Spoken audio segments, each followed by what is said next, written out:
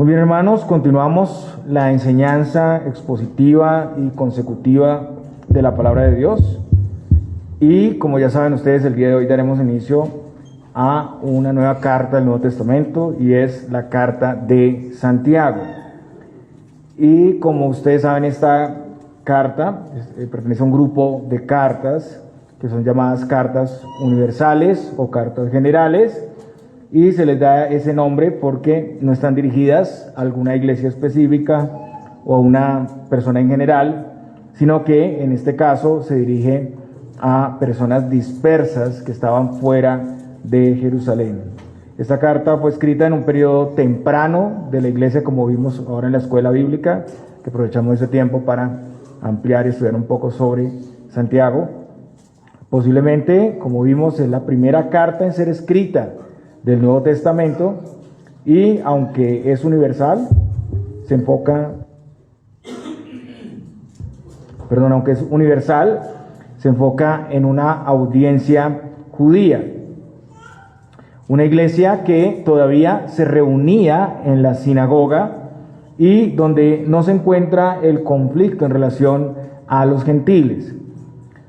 Entonces la carta se escribió posiblemente, como ya vimos, desde Jerusalén a judíos en la dispersión. Esos judíos estaban sufriendo persecución, y esa persecución era por causa de la fe cristiana. El conflicto que enfrentaban era en relación a otros judíos y en relación a la opresión de los ricos, y el autor quiere consolarles, quiere animarlos en esta situación de persecución. Pero además de esta situación, el autor escribe porque esos creyentes estaban teniendo una conducta que no concordaba con su doctrina. Y Santiago quiere instruirles sobre la manifestación práctica de la fe cristiana. Por esa razón, el enfoque de esta carta es un enfoque mayormente práctico.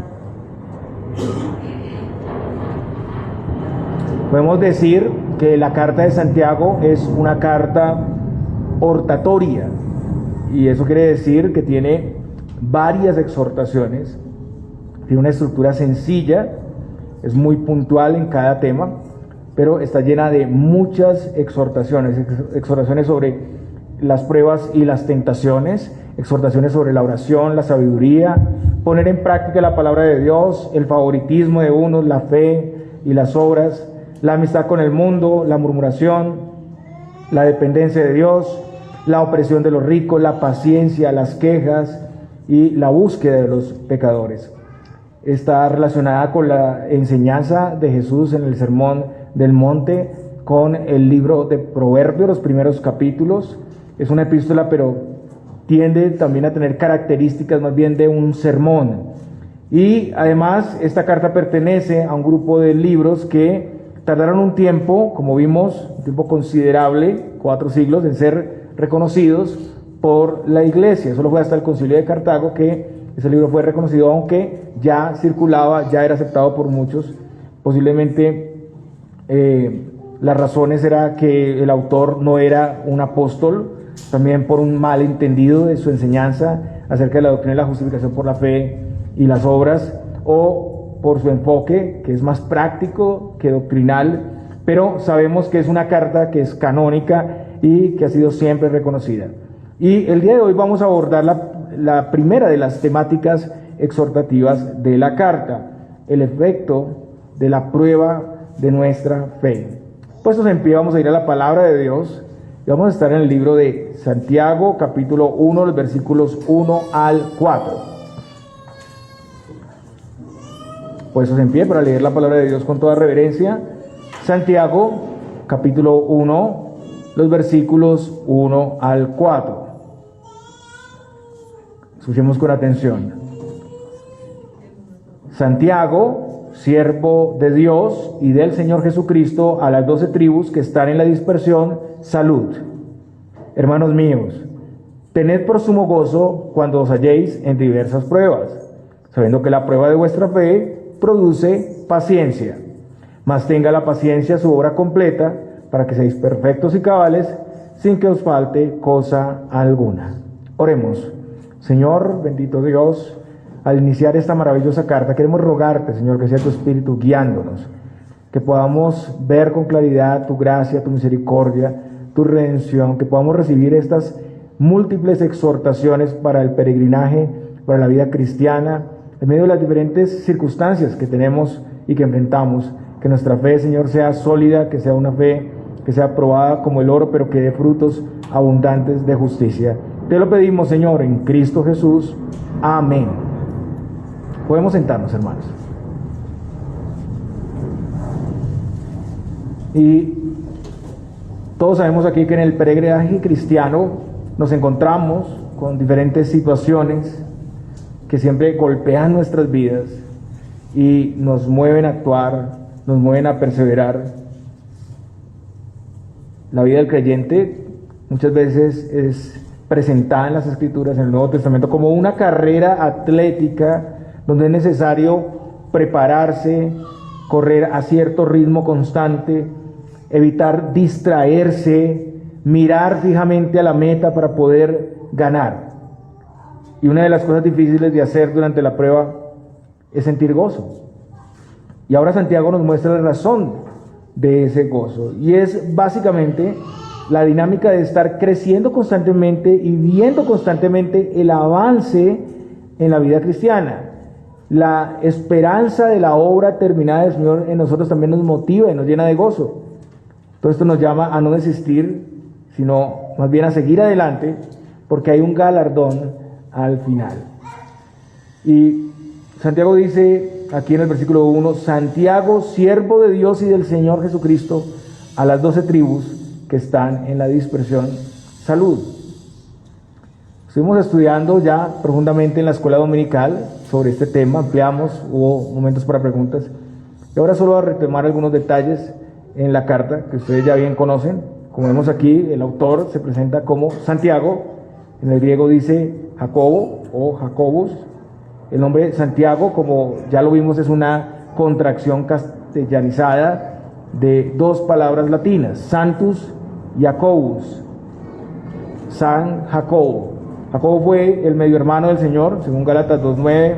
En los evangelios vemos que es descrito como uno de los hijos de María, la madre de Jesús. Mateo, por ejemplo, Mateo 13, 55 y 56 dice, ¿no es este el hijo del carpintero? ¿No se llama su madre María y sus hermanos Jacobo, José, Simón y Judas? ¿No están todas sus hermanas con nosotros? ¿De dónde pues tiene todas estas cosas? Y durante la vida terrenal de Jesús, pues Jacobo no había creído en el Señor, sino fue después, más adelante, ya cuando el Señor resucita.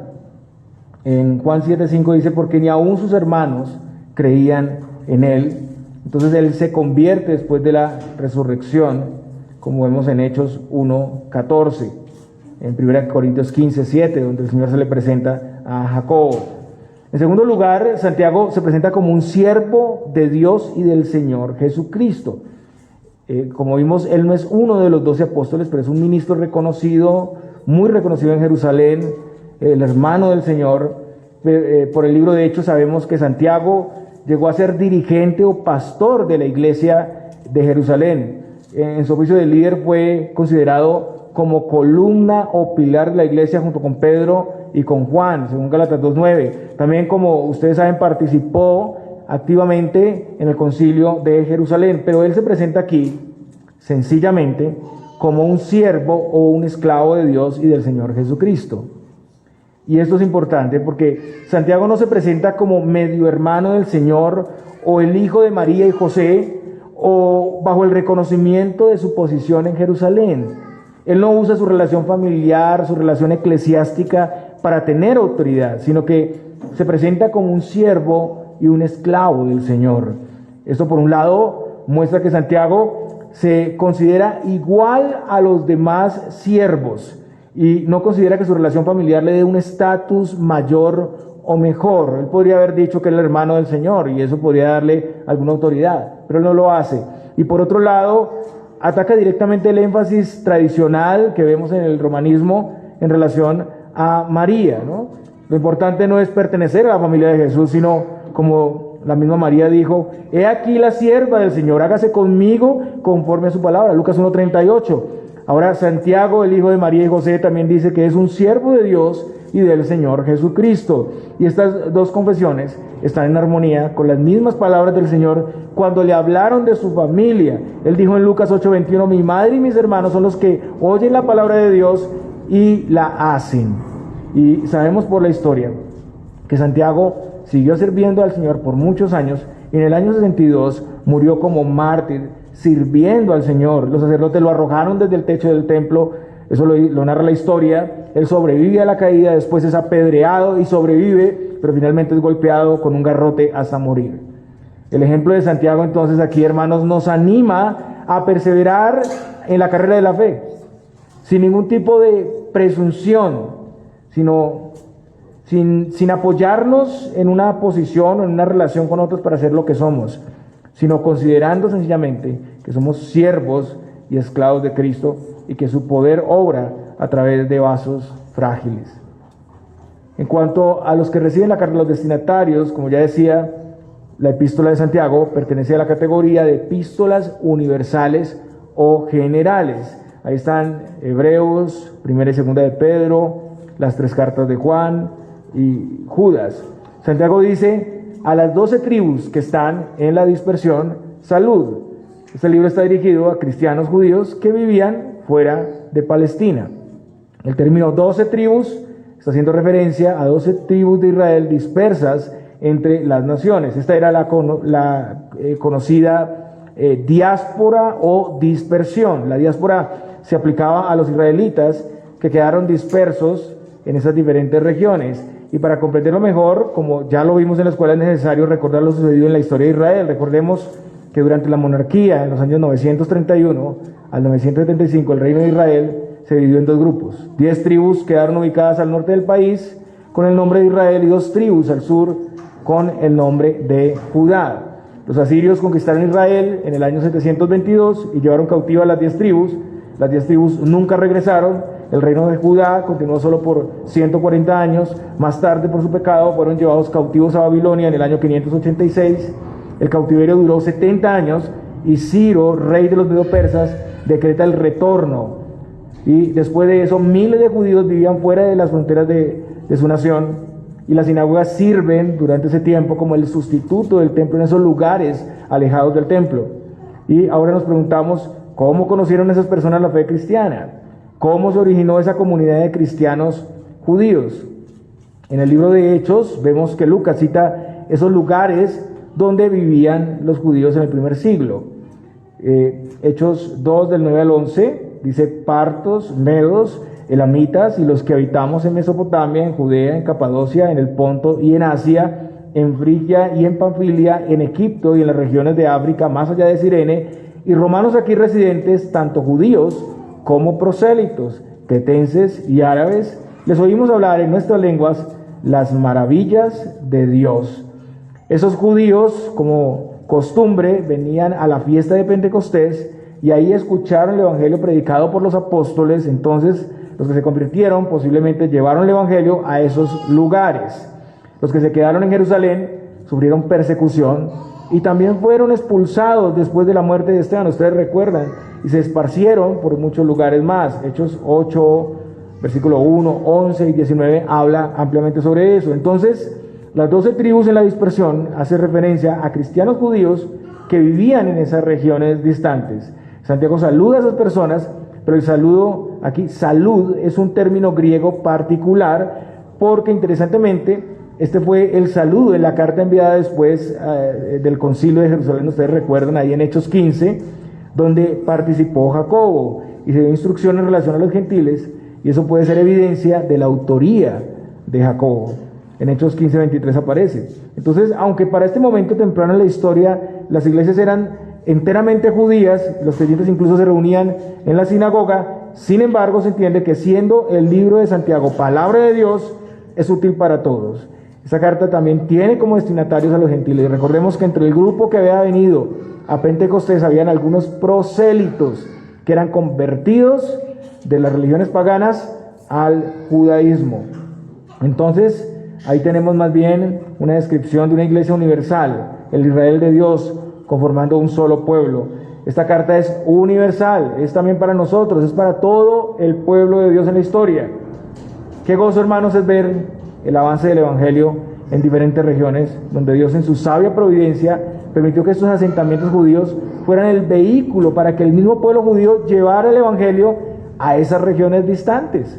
Los judíos ahora cristianos tal vez jamás imaginaron que su situación de prueba, viviendo como expatriados primero, como fruto del pecado del pueblo desde la deportación, trajera como resultado el alcance de muchos. Noten que este pasaje está hablando de la prueba, pero miren cómo el Señor puede hacer de algo que parece sin propósito, triste, lamentable, algo bueno, grandioso y glorioso, y que aún nos alcanza a nosotros. Al igual, el Señor ha valido de la prueba con muchos a través de la historia para permitirles conocer el Evangelio y ser portavoces a otros. Estos mismos judíos terminaron siendo instrumentos para llevar el Evangelio a las naciones, a lugares distantes. Y ahora en Cristo también somos llamados a ver nosotros los grandes propósitos del Señor en su sabia providencia. O sea, estamos aquí, hermanos, en esta región, en esta zona, con un glorioso propósito. Y todas las situaciones que vivimos y pasamos tienen un glorioso propósito. Todo lo que ha pasado en su vida en la providencia de Dios, providencias tal vez negativas, difíciles, han tenido un propósito para lo que usted es hoy en día y también para el impacto de su vida cristiana sobre otros. Y Santiago dice: hermanos míos, tened por sumo gozo cuando os halléis en diversas pruebas. Es notable aquí que Santiago usa la palabra hermanos, y con eso muestra la familiaridad, la ternura. Él va a comunicar algo difícil de recibir, pero lo hace con amor, con cercanía, con familiaridad. Esta primera audiencia de Santiago al hacerse cristianos, pues estaban pasando por una serie de situaciones de prueba. En el griego, Santiago usa la palabra peirasmos, que puede significar tanto tentación como prueba. Y en la palabra vemos que existen dos clases diferentes de tentación. Hay un tipo de tentación que Dios usa y sabemos que es para bien, y hay un tipo de tentación que Satanás utiliza y sabemos que es para destrucción. El Señor no tienta a nadie en el sentido maligno en que lo hace Satanás, que es para destrucción. Pero como con Abraham, Él sí puede probarnos, de hecho lo hace, y en esos escenarios el Señor dará la gracia para sobrellevar esa prueba. La forma en que viene la prueba depende de la voluntad soberana de Dios, es muy personal, es muy específica para cada uno. Dios la administra a cada uno según su sabia voluntad, y algunas veces, como en el caso de Abraham o de Pablo, la prueba sobrepasa nuestras fuerzas y nuestros recursos. Recordamos ahí a Abraham y el Señor pidiéndole su hijo para ser sacrificado. Eso sobrepasa las fuerzas. Y Pablo en 2 Corintios 1:8 dice: porque hermanos, no queremos que ignoréis acerca de nuestra tribulación que nos sobrevino en Asia, pues fuimos abrumados sobremanera más allá de nuestras fuerzas, de tal modo que aún perdimos la esperanza de conservar la vida. Igualmente, si recordamos aquí la prueba de Lázaro, esperando que el Señor viniera para sanarle de una enfermedad, vemos que traspasó su confianza hasta la misma muerte, porque murió esperando al Señor, pero después recibió la bendición del Señor, la resurrección. Dios pone a prueba la lealtad y el amor hacia Él, nuestro temor hacia Él. Sin embargo, hermanos, nunca estamos solos en las pruebas. El Señor nos sostiene y el Señor provee la salida. En 1 Corintios 10:13, Pablo dice: no os ha sobrevenido ninguna tentación que no sea humana, pero fiel es Dios, que no os dejará ser tentados más de lo que podéis resistir, sino que dará también, juntamente con la tentación, la salida, para que podáis soportar. Pedro, tratando este mismo tema en su carta, 1 Pedro 4:12, dice: amados, no os sorprendáis del fuego de la prueba que os ha sobrevenido, como si alguna cosa extraña aconteciese. Hermanos, por lo general, nadie quiere pasar por pruebas. Y muchos ven las pruebas como algo extraño, algo con lo que el creyente no tiene nada que ver. ¿Qué pasa cuando estamos en situaciones adversas? A veces dudamos que el Señor nos ame, es lo primero que pasa por nuestra mente. Pensamos que hicimos algo malo, que no hemos sido suficientemente santos. En otros contextos, si alguien se enferma, está en pecado, ¿no? Si alguien es pobre, está en pecado. Si no tiene prosperidad es porque no está dando el suficiente dinero, le falta fe o está en pecado. Pero no es así. Pedro nos dice que no nos sorprendamos, no se debe juzgar la sabia providencia del Señor ligeramente. La persecución es algo real también, pero vemos que el Señor usa la prueba con propósitos gloriosos.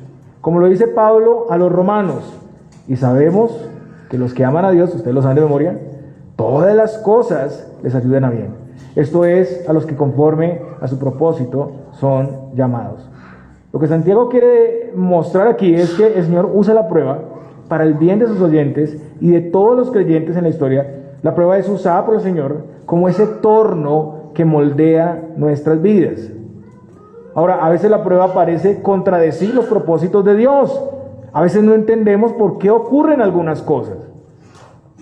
Eso pertenece a la voluntad secreta de Dios muchas veces. Como Asaf viendo la prosperidad de los injustos, la esposa y los amigos de Job en su enfermedad, o Noemí viendo hambre en la casa del pan, Belén, viendo a su esposo y a sus 2 hijos morir. Eso es inexplicable. Así también pueden verse las necesidades y cualquier providencia negativa que tengamos. Pero podemos saber que aun cuando la providencia parece ir en otro rumbo, Dios tiene el poder para dirigir todo a su propósito y para bien, y mucho mejor de lo que nosotros nos imaginamos. En segundo lugar, la palabra griega que se traduce aquí como diversas pruebas significa multicolor. Multicolor son las diversas situaciones que vienen al creyente, como una paleta de colores.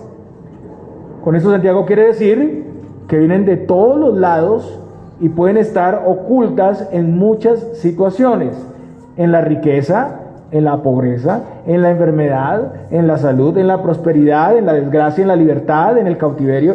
Las mismas cosas buenas pueden tentarnos como las cosas malas. Pero ¿cuáles eran las situaciones que estaban específicamente viviendo los primeros oyentes de Santiago? Parece que estaban siendo perseguidos por su fe cristiana, porque el versículo 3 dice, la prueba de vuestra fe. La prueba de vuestra fe. La persecución viene por ser seguidores de Cristo, viene por sujetarnos a Él, viene por una vida piadosa, viene por la defensa de la fe, por la exposición de la verdad, por ser una lámpara que está alumbrando en la sociedad, una sociedad en tinieblas. Por otros textos en la misma carta sabemos específicamente que estos creyentes estaban siendo despojados de sus bienes, estaban siendo explotados por los ricos, estaban siendo llevados a los tribunales, a la cárcel, o vendidos con blasfemias contra el nombre de Cristo por ser cristianos.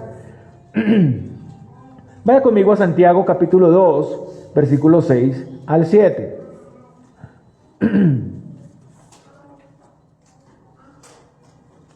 Santiago 2, capítulo 6 al 7.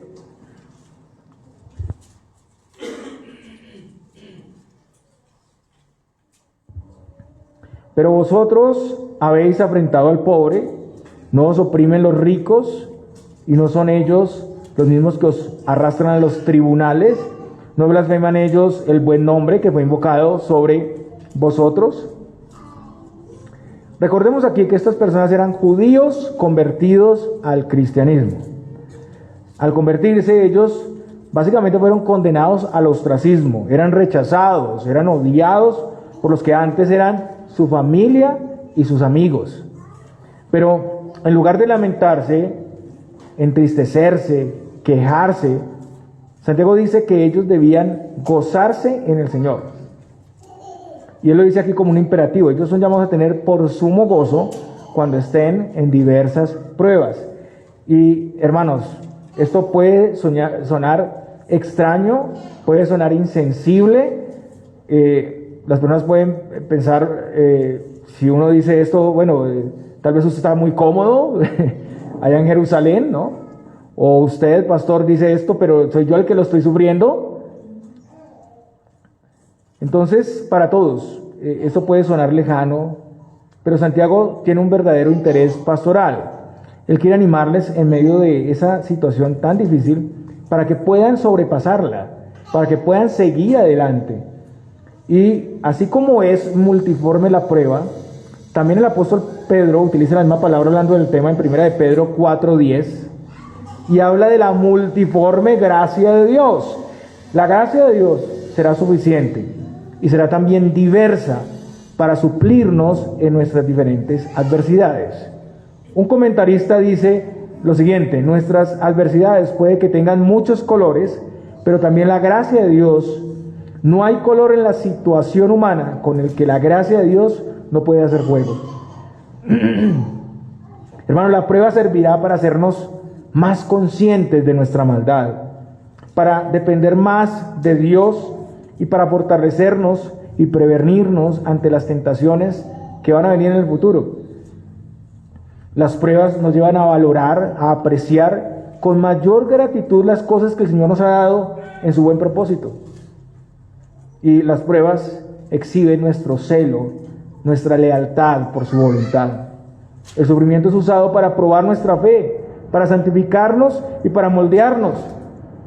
Los creyentes genuinos, siendo suplidos por su Espíritu, van a permanecer.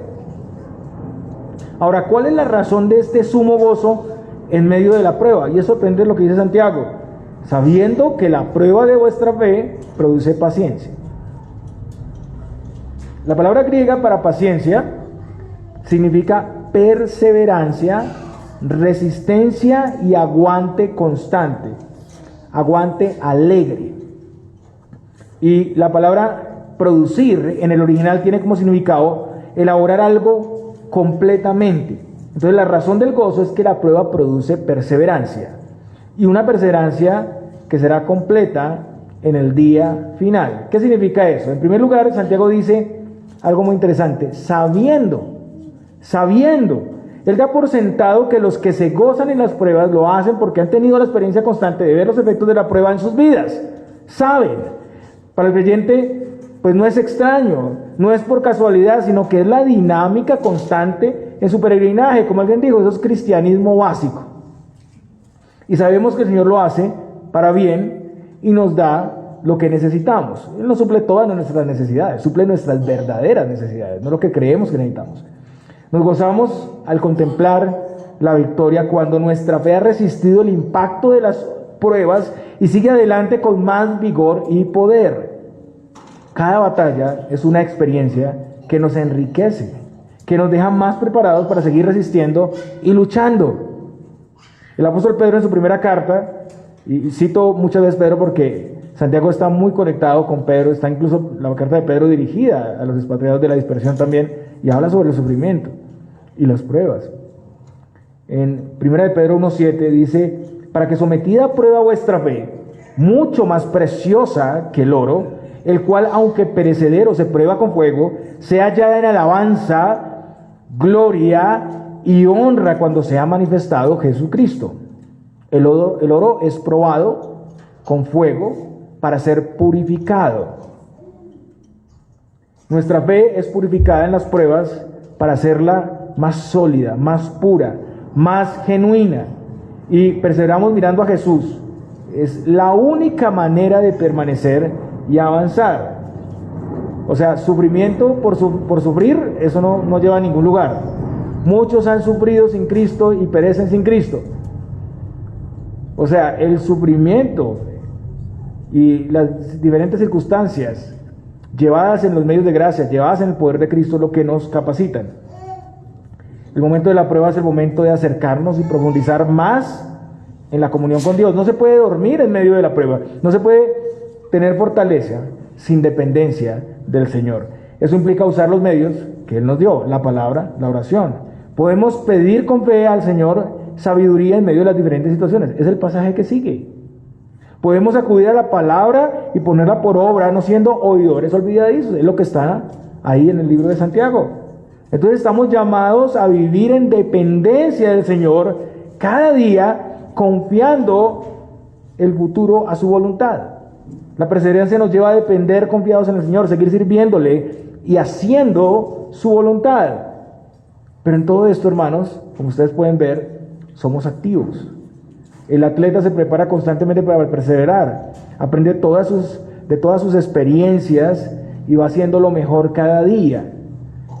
Es de mucho gozo cada avance en la carrera, porque ahí vamos a ver el poder de Dios en nosotros. Ahí vamos a apreciar las gracias y virtudes recibidas. Hermanos, recordemos esos momentos difíciles que hemos pasado en medio de las pruebas. Cada uno ha tenido su escenario difícil o está teniendo su escenario difícil. Puede ser la prueba que ahora estás sufriendo. Mira el efecto de la prueba. No somos los mismos que cuando creímos. Cada día estamos avanzando. Eche memoria, recuerde allá esos primeros momentos. Usted no es el mismo que cuando creyó. Vamos de gloria en gloria y de poder en poder. Somos más prevenidos, más constantes, más dependientes, más sabios por la gracia de Dios. La prueba produce perseverancia y eso es motivo de gozo. El mundo no se gozará en esto.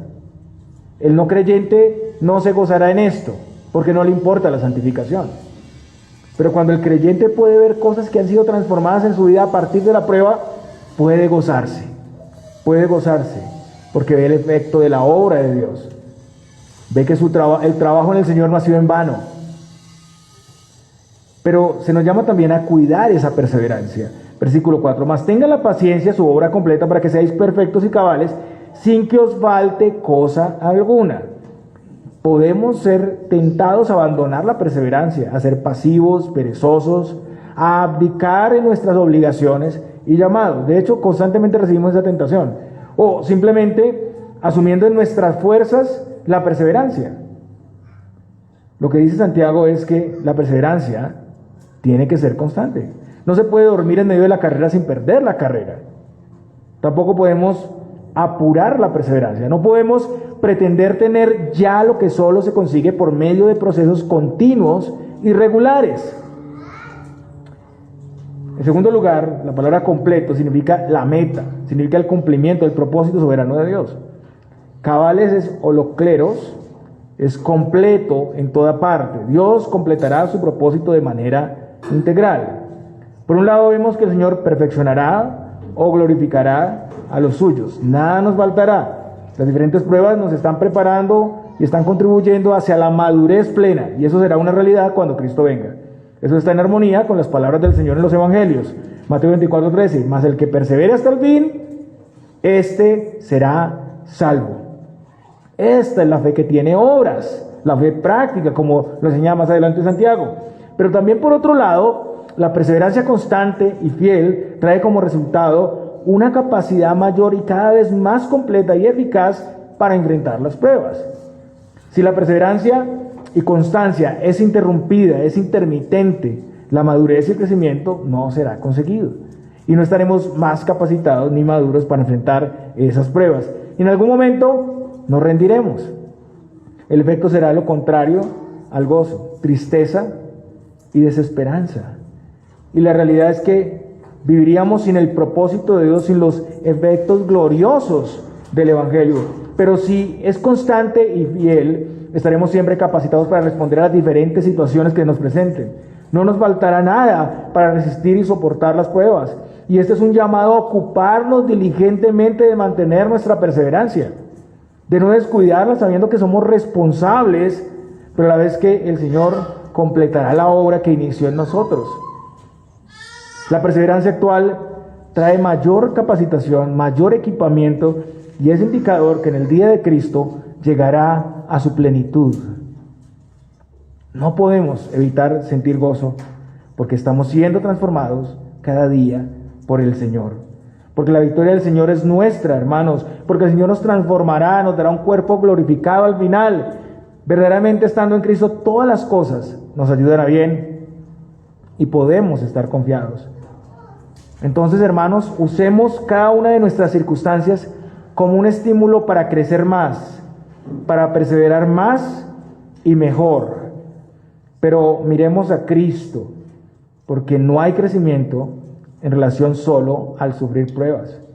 Te puede decir, es que yo he pasado por muchas situaciones y soy más piadoso. Si usted no aplicó la palabra de Cristo, si usted no dependió del Señor en la prueba, si usted enfrentó en sus propias capacidades y fuerzas la prueba, pues ahí no hay nada. Y hermanos, Cristo fue el primero en ser probado y vencer. Fue probado por el enemigo en el desierto, fue probado en la cruz cuando se le decía, bájate, ¿cierto? Bájate de la cruz. Fue perseguido y desestimado, fue negado, traicionado, y toda esta prueba fue soportada en nuestro lugar para proveer todo lo necesario para nuestra santificación. Ahora por su obra Él nos ha provisto para vencer. Entonces el crecimiento se da cuando miramos al gran propósito de Dios, que es la santificación, y que fue conseguido en base a la obra de Cristo. El crecimiento se da usando los medios de gracia y aplicándolos en las diversas circunstancias. Usemos la oración, la palabra. Caminemos sin presunción unos con otros.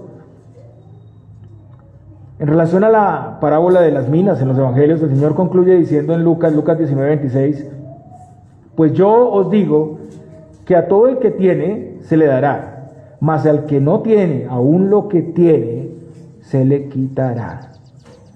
El efecto de la productividad y la perseverancia cristiana es mayor bendición y mayor capacidad para producir más. Es lo mismo que pasa con la enseñanza de la vid y los pámpanos. Los que dan fruto son podados para producir más. Pero el efecto de la negligencia es el juicio de Dios. Y lo poco que se había logrado cae en la quietud y ya no hay disposición. No es justo que se pierda, que se desestime, que se desaproveche el recurso glorioso del Evangelio.